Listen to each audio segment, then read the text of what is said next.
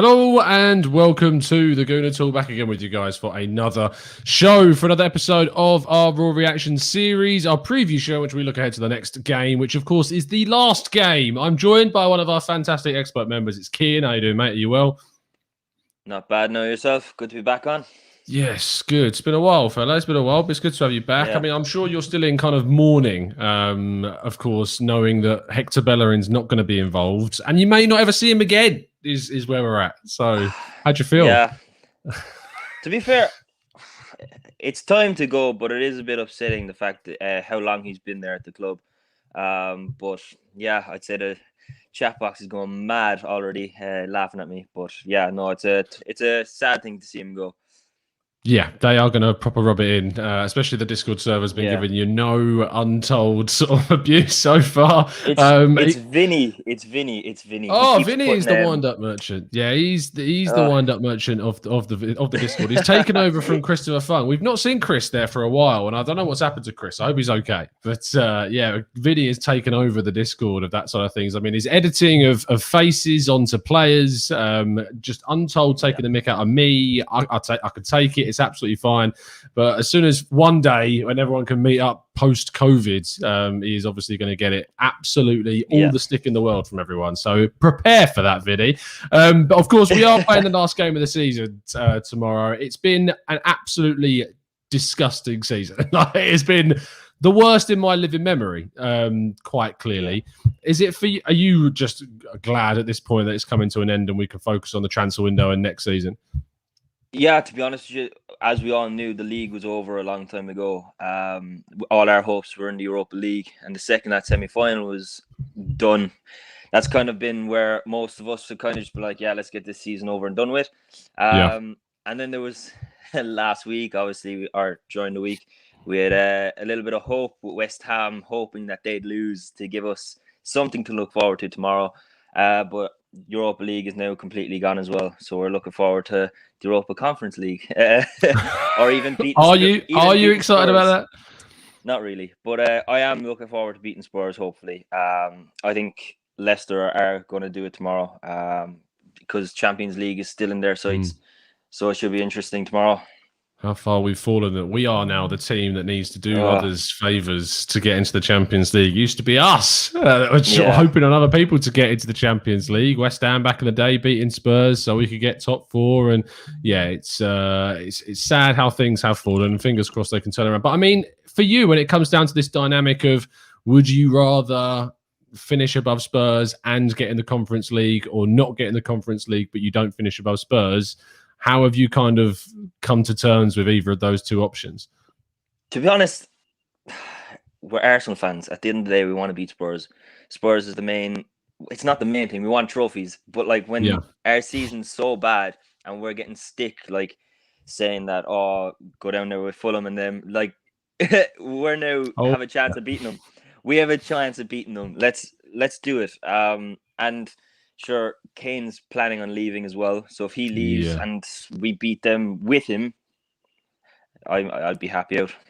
Do you think? I mean, that's an interesting one, because I put it in the thumbnail saying that we were going to mention about Kane, and he obviously has been the scourge of Arsenal for quite a long time, and the fact that looks like anyway he's going to be going is obviously a good thing. But if they do sell him, you can imagine they're going to get a hell of a lot of money for him, quite like when Gareth Bale left, of course. And I mean, they sold Bale and they went on to progress further and get into the Champions League, and got to a Champions League final after selling Bale all those years later. Do you see this being a similar instance for them, or do you think that the impact of losing him is so great and it's such a huge loss for them, and maybe Son follows him out the door, that they will struggle to come back from this? To me, it depends how much Kane's being sold for. Because as we all know, when Bale was sold, they went and got Lamela, and they still haven't found anyone in that position that had the impact Bale had until Bale came back on loan. And I feel like that could happen again. Will it happen in the sense where they get Kane back again? I don't know. But if Kane leaves, it'll be a huge impact on them, because is it Vinicius Junior, or I can't remember his actual name, the other Junior. backup striker. Is it Vinicius Junior? Oh, Yeah. sorry, no, Vinicius. It's Carlos Vinicius is his name. Yeah, Carlos Vinicius. Yeah, he's not fantastic. So they'd have to go sign another striker. And again, as you said, if Kane does leave, I think Son is as good as walking out the door as well. And I mean, they've got the stadium situation as So well, so that's obviously yeah, huge for them too, and having to pay that debt back, and some of that money will go on that. It's happening during a pandemic, worst possible time feasible.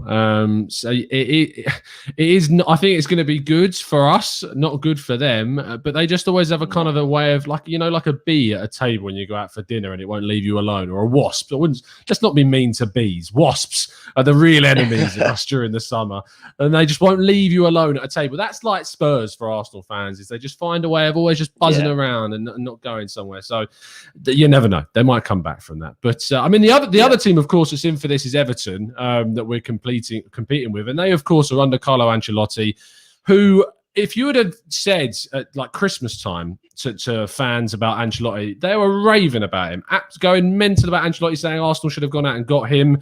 But they're finishing in a very similar position than they have done before. They haven't progressed across the whole of the season, really, in comparison to previous seasons, despite bringing in some really good players, which gave them an instant impact at the start, and they were looking really good.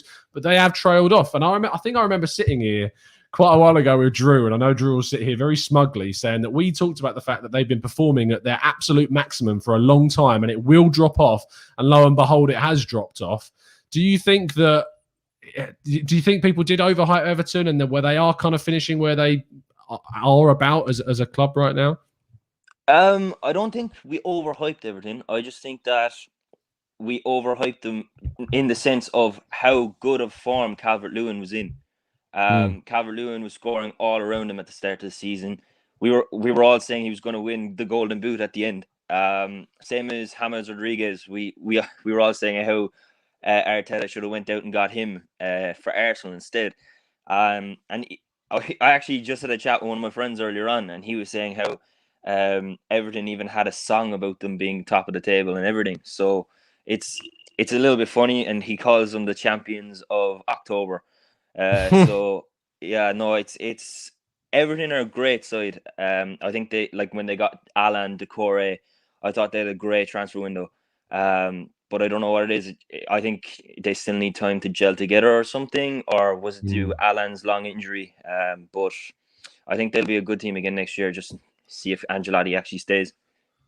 I'm sure he's going to stay. I just can't see them really pushing into the top six with the way that things are going for them, with the way that they kind of just continually trail off. They have, as you say, suffered with injuries. James Rodriguez has been injured a bit as well. But I mean, they lost to Sheffield United. They lost to Fulham. They lost these big games against sides they really should have beaten. And that has cost them in the same way that obviously our end of season has cost us with losses against Wolves and Villa, and the draw against Burnley, the draw against Fulham at home the other day, the loss at home to Everton, which we obviously shot ourselves in the foot with the Leno situation as well. We could have had a better season if we'd have finished, but there is this whole kind of rhetoric around the way we've finished, that we're second in the form table after the last 23 games. Obviously, the counter argument to that is the season starts in September or August or whenever the season chooses to start because of the pandemic or whatever. But it is almost like we did basically in the league wise as much as really we could to try and finish as strongly as we could. It's just not been able to work out, and the start of the season has absolutely cost us. But does this give you hope going into the next season that the way we finish the campaign is could be a bit of a springboard going into next season? Thomas, the hope that kills you. Yes. I don't. It's wishful thinking. I don't know. It could be a case of, does Arteta try and do the false nine at the start of the season? Does he have the players he wants to bring in? Like the start, if we had a 10 all season, then you could say, would we finish in that second spot? Do you think it's as simple as that? Not having a 10. That's what cost us the whole time. That's what it looks to be honest, when we're looking at it now. And I hate bringing it up, but it's the case of, should we have played Ozil at the start of the season? Like it's something like that. Like, yes, it's weird. It's the smallest things that all Arsenal fans were saying never to do, but now looking back, we're kind of like, should we have played him? would that have been the deciding factor? Well, I mean, it's interesting, isn't it? Because Arteta talked recently, and he's been very open and honest about this kind of conspiracy on the inside, and there being kind of obstacles and problematic personnel in the squad. And it seems to be that Ozil was one of those. So maybe it wouldn't have been a good thing because it would have basically undermined his non-negotiables or any of those. And it is. I found it very strange how open and honest he was in the press conference about there being issues on the inside of the club. Yeah, and that's good as well because it just shows how he's trying to get everyone together. Like, don't get me wrong as well. Like when Ozil left, there wasn't that much brought out, and today, even alone, David Luiz, he's only there 2 years, and they're having a big celebration in the changing room for him. Photos being brought around and everything. Like it just proves, it does make you think: is Ozil one of the bad ones, whereas David Luiz was one of the best people in there to boost everyone's confidence, kind of a thing. Yeah, it's interesting what characters can do in a dressing room. We know that Jose Mourinho, as a manager-wise, can really upset kind of the apple cart as well. So I'm really intrigued about the Roma situation next season. We'll see how he gets on with that. But in regards to tomorrow, of course, we do look ahead with our lineups as an important factor. So let's have a look at what you've picked for tomorrow's team. You've not gone for like a weak side. It's you want us to win clearly this game to get as far as we can, whereas other people might say let's throw the kids in, give Balogun a chance, but you've gone strong, so talk me through it. Yeah, I've gone strong because again, we want to beat Spurs. Let's make sure we get the win. I would have played Bellerin if he was fit because he deserves one last game with us. Because you love him. Yeah, as simple as that. Class. But Gabriel Holding, I don't know if David Luiz is actually fit enough to play. If again, I would play him instead of Holding if he is. Leave him play one more game. Tierney speaks for himself. We don't even have anyone to back up if I was going to put someone in. Gabriel, he's playing brilliant. Let's make sure he keeps up his form. Xhaka and Partey, again, speaks for itself. El Nenny's playing very well. I would bring him on near enough to the end, but I think Xhaka deserves to have a game because he rested last time. Odegaard, we don't know if this is his last game or not for us, if we're going to keep him on a permanent. It does look like he is leaving. So I'm not 100% sure on that situation. I just said Smith Rowe is going to be there. He will come on at some stage, whether he does start or not. So, yeah, I just said Odegaard, last game, just beat Spurs. Saka, I wanted to rest Saka. I would have played Pepe, but it was kind of a toss-up because I think Pepe is in serious form. I got a bad on the Discord the other day because I said, "What does Pepe actually do?" And he goes away, and everyone's. And then literally, as I was typing it, everyone goes, "He's just scored, Kane. He's just scored." I was like, "Oh, great, fantastic." But he's just. I think Pepe is getting into good form. Don't get me wrong, but he just needs to beat a man. He's not doing that a lot lately. I hear you. I think it comes down a lot though to like the fact that he's not played enough. Yeah, as in like he's not given the opportunity like to play like a run of games, if you know what I mean. Yeah, and that is genuinely maybe the thing because I did rate Pepe at the start and then as this game by game started coming, I was just like, nah, this can't happen. I think we need to take the hit if we are selling him. But again, he's come back into form, and I think next season will tell Arteta if he wants him or not. But I don't know if Saka needs a rest or should we play him to prove that he should play in the Euros. So that's why I have Saka there. Martinelli, everyone knows how I feel about Martinelli. Bellerin's gone. Martinelli's my new boy. And Oba, I think Oba now needs to prove to Arteta whether he stays or not. Like, show Arteta whether he wants to stay, because to me right now it doesn't look like he does. Does he fit our system? Lacazette, does he suit our system more?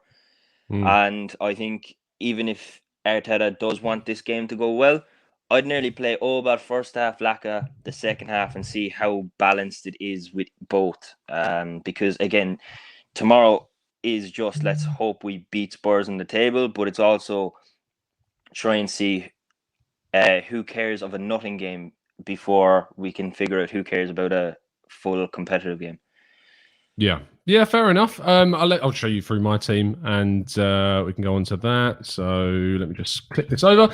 Barely any changes from what you've done, to be honest. I went for Leno and goal. I saw a couple of people in the chat box saying that they think that in regards to Ryan playing, they want to see him like prove something, which I kind of get that. Mark Bakradan in the chat says Matty Ryan should start or have a point to prove against Brighton. The reason why I've not is that at the end of the day, I want to see players that are going to be our players next season playing. And I know that there's I don't know if there's a few in there. You could argue maybe Lacazette and Xhaka may not be here. We don't know. But Leno is most likely going to be here. Ryan, we don't know. And just ultimately give him the chance. That is for me the decision that I think is the right decision for the last game. Is I don't want to see Ceballos. I don't want to see Odegaard playing because I don't think he's going to be here next season. So put more emphasis in giving Smith Rowe more minutes, although he has played a hell of a lot of football recently. I probably would have. I don't know if we've got to gone with Bellerin, but it was a toss-up between Chambers and Cedric about who plays there, but Cedric's barely played at all, and I think that he, along with the other Kia kind of agents that are involved, his clients, they need to be moved on as quickly as possible. But Luiz is in there as a bit of a contradiction to what I've just said, purely because it is his last game of the contracts that he's here, and I'm playing Luiz over Holding because the guy that I think is going to start in that position next season and who I want to is Saliba, who of course can't play. Holding's going to be a backup for me. And so I've put Luiz in there because it is his last game of his contract in a different scenario to the likes of Bellerin or Xhaka or Lacazette or whatever, or Leno, or rather Ryan and Erdogan, who are on loan. Luiz is our player. And I think he's been our best centre-back, if arguably this season, especially in the second half of this season.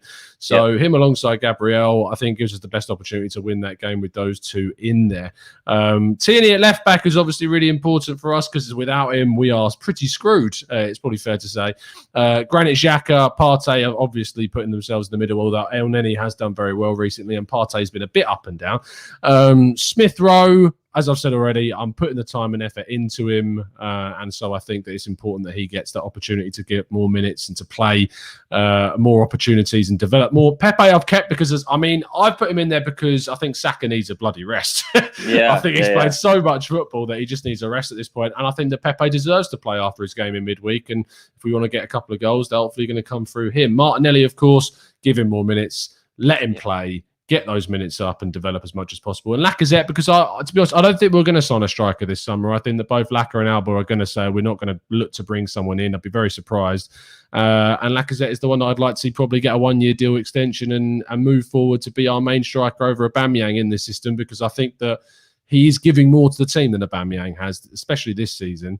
And what have you made of it? You've obviously picked Aubameyang in yours and you didn't pick Lacazette, but what have you made of kind of those as a pair and what you do with kind of the situation that we've got on our hands with those two? I'd say my answer would be completely different if Aubameyang wasn't our captain. I think as much as Aubameyang's been incredible for Arsenal and how he literally won the FA Cup for us on his own last year, I don't know if he suits our system anymore. I think Arteta wants someone who will come back and work around kind of like a Bobby Firmino type player. But what I don't know, I just think Aubameyang's so good in front of goal that there's no getting rid of him. And same with Lacazette. Lacazette, he had a bad season last season. He's getting good now again, but I'm just kind of thinking, because he's now getting good, is it time to try and get the most money we can for him? There is only a year or two in his contract left. So I think it is time to maybe move him on, or as the rumors were saying, another year in his contract might also be very good.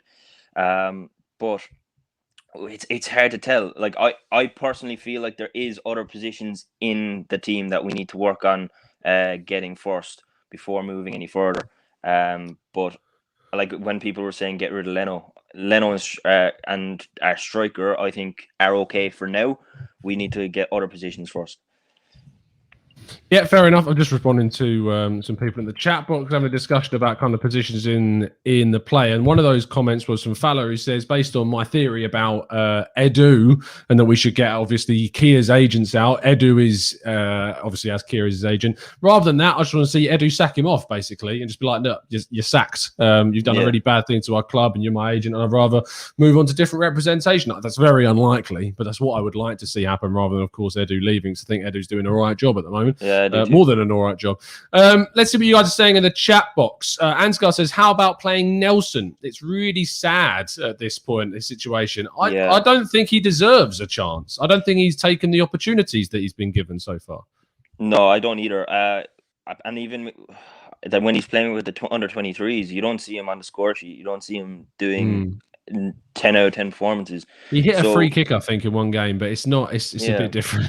Yeah. It's just a case where, like, when he played Europa League, he had some nice runs, some nice crosses, but there was never something that we were like, Pepe, Saka, Martinelli are doing. He's not doing it better than them, so why play him? Yeah, I think it's time for me, and it's rather time for the club to move on this guy. I think he's ultimately someone who's just not worked. Not everyone works. There was a lot of kind of hype around him before, obviously before the Hoffenheim loan, which did not go to plan at all. Really trailed off, and Julian Nagelsmann wasn't the biggest fan of him either. So I just think it's just not worked out, to be honest. Emmanuel Ojo says, Yo, Kian, Bellerin going down as an Emirates legend, in your opinion? To be honest, in my head, I was kind of going through this. But apart from Sanya, is he our best right back at the Emirates era? Oh, I mean, he's not better than Sanya. He's better than Debussy. He's better than Cedric. He's better than Chambers. So yeah, but I mean, that doesn't make him a legend. I'm not saying he's a legend. I'm not saying he's a legend. Yeah. Not at all am I saying he's a legend. But I'm just saying what he's done for the club. And he's won a few trophies. He's won a few trophies. He's kept Neymar in his pocket. I was actually lucky to be at that game. So it's just something like that where I feel like as well, I know people mock his fashion sense, mock him being modelling stuff. He knows what he wants to do outside of football as well. So he deserves that respect. But he's not an Arsenal legend. I'm holding my hands up to that. And wherever he goes, I wish him the best. I hope nothing but success for him, to be fair. Yeah, fair enough. Zamir says Sanya isn't a legend. No, I don't think Sanya's reached a legend status. And obviously what he did going Man City for the money him was and a little bit, Yes, of course. If you go Man City, you're done. You're done out here. It's just how it works. Amir reckons that maybe Cole Jenkinson's in with a shout, which I think is a bit of a stretch. Yeah, not really. Kane Gooner, thanks for the donation. He says, Fabrizio has said that there is no chance that Sabas will say. Sighs of relief echoed through North London Smasherlight people. Yeah, I am very relieved that we aren't going to be going permanently in for Sabas. He just hasn't done it whatsoever. Let's get your predictions then in the chat box for tomorrow's game for scorelines. And I want your predictions for all three of the matches. So that means Man City against Everton, Leicester against Spurs, and us against Brighton, because that is ultimately how this is going to leave us in the table. So Kian, 3 games, 3 predictions, off you go. Sorry, so Everton, Man City. Yes, Spurs, Leicester away. Leicester are hosting Spurs, and then we are hosting Brighton. I'm going to say we're going to win 3-1, and Bissouma's going to score for Brighton because he's going to get his first goal at the Emirates until he comes next season. And then we're going to go, David Luiz will score a free kick if he's playing. Martinelli and Oba. And then I'd say Everton are going to lose to Man City. Man City are home. They'll want to finish on a high. So I'm going to say 3-0. 3-0 Man City. They're just too good at the moment. Ruben Dias is incredible. We should have got him when we had the chance. And Leicester, I think, are going to beat Spurs. Kane's going to have his final goal, but I think Leicester are going to want to prove that they're not bottle jobs like they were last season. And Brendan Rodgers is going to want to prove that as well, because he's had Champions League taken from him last season. He's got the Premier League taken off him with Liverpool. So I think this is a big game for Leicester. Yeah, 100%. And if Spurs play like they did against Villa, I mean, Leicester should have no problems, fingers crossed. Yeah. A lot of people would like to see Everton win, us win and Spurs lose. In that way, obviously, that's the way that we finish ahead of Spurs, but obviously not in the Conference League. I think that Everton are really going to struggle at City, to be honest, because obviously they've won the title. They want to do it in front of their fans. They want to win for their fans, no matter what the cost is for Everton. If Arsenal drop any points in this game, they'll obviously finish outside of those places pretty much. So they need to win if they want to finish as high as possible. But it's for a lot of people would rather see, I think, Arsenal drop points in this game to not have to play in that Conference League. But we'll see. We'll see. Elliot Roberts says Arsenal 2, Brighton 0. Yannick Mack says 2-2. Dan Burn and Danny Welbeck to score both goals. I don't think Danny Welbeck's going to be fit, mate. So I heard pretty Danny sure he Welbeck can't play. was out. Yeah, he's out. Omar says 2-1 Leicester, 2-1 City, and 3-1 Arsenal, which means Arsenal would finish 7th on that one. Balaja says Arsenal 3, Brighton 1, Leicester 2, Spurs 0, Man City 2, Everton 1. Wilson thinks we're going to beat Brighton 3-1. Zamir says Everton are going to win 3-2 against Man City. The Spurs are going to lose 2-1 to Leicester, and we are going to beat Brighton 5-3. We are at home, Zamir. Not. I know we'd rather play away from home because our home record is dire right now. Ansgar says 2-0, Leno with a goal from a goal kick, and Lacazette with an absolute screamer. Wilson says 4-1 Liverpool against Crystal Palace. I mean, we're just doing all the games now, apparently. All the games. It was 7-0 last time. Yeah, it was 7-0, exactly. They got something to kind of prove, but that was actually at Selhurst Park, so it's that could be even worse. Elliot Roberts says Arsenal 2, Brighton 0, Leicester 2, Brighton 0, City 3, Everton. Hold on, Leicester are playing Spurs. Leicester 2, Spurs 0, City 3, Everton 0. Gregory says Arsenal 2, Brighton 1. Asraf, Arsenal 3, going to win 3-1. Man City going to win 3-1. And Leicester going to win 2-1. I honestly think the most likely outcome is that all of us, City and Leicester, are going to win, which is going to put us into a position where we, of course, will be 7th. But, you know, positive is we finish above Spurs and they'll have no European football next season. The bad news is that we're in the Conference League. Whatever you make of that. But what I would say is I've seen a few tweets today that have really been criticising a lot of Arsenal, Spurs, Liverpool, Arsenal, Spurs and Everton fans basically saying that they should not be turning their noses up at this competition because there are loads of teams that would happily take a place in it. I understand that point of view, but it is just a bit of an annoying situation that it is a bit of a money grab from UEFA and we are going to be involved in it. And what's more ironic is that Villarreal could also be involved in it next season. Yeah. Should they not win the Europa League final, they look like they will most likely finish 7th in La Liga, which would put them in that competition as well because the games in that situation, which are in about half an hour's time, they're kicking off. So we'll have to wait and see if that is the case. So when it comes to the Conference League, are you thinking more when it comes to like, it is a Europe competition. Do you think players will want to come more if we're in the Conference I don't League, think they'd want to come for specifically that. I think that they'll be coming to Arsenal for the project rather than for that. I know what you're saying. Like, yes, it's a European competition. Maybe they're the club or they've never played in Europe before. There's also like contract bonuses that are attached to European kind of performances, but I don't think that's going to be like something that's going to attract them necessarily. I don't think us being in the Conference League and not being in the Conference League will have any impact on our summer window at all. If anything, if you read Charles Watts' article on it, it actually comes out looking like we're worse off playing in it. And I was on the phone to Hugh Wizzy the other day, and he pointed out to me that our last 6 league games after a Thursday game or in a group stage or something like that, basically we've lost. On the league game following a European match. We've dropped points or we've lost. So it's not a great kind of team up, Arsenal in Europe right now, and how it affects our league form. So we'll just have to wait and see at the end of the day. But thank you, Kian. Really appreciate your time this afternoon. Cheers. Thanks for having me on again. It's always good to be on, and especially for the last game of the season. Yes, fingers crossed this is a prelude to a really good next season rather than what we've experienced and not more of the same, fingers crossed. We are obviously going to be... Go on, Kian, sorry. No, the last win was in a new away jersey. Let's hope it's the same next season because it looks nice. So let's make sure we play nice. It does, yeah. And I'm in the home shirt. We're going to Ajax's colours, apparently, if you've seen the home shirt being leaked. Of course, it is based on a classic Arsenal shirt, but it is uncanny how much it does look like the Ajax kit, but I think it'll look all right. It will look very nice on Neves Basuma next season. So that's it will, what we got to definitely, focus on. Especially with the number 8 on the back as well. Yes, 100%. Anyway, thank you so much, guys, in the chat box for tuning in. As always, you've been fantastic with all your questions and your predictions too. We'll be back tomorrow morning at 8 a.m. for the transfer show. As always, straight after the game 2 tomorrow for the Raw Reaction show. But let's fingers crossed we can come above Spurs, and whatever happens regarding the league happens. We just got to deal with it and we'll move from there. It's been a pleasure as always, and as always, up the Arsenal.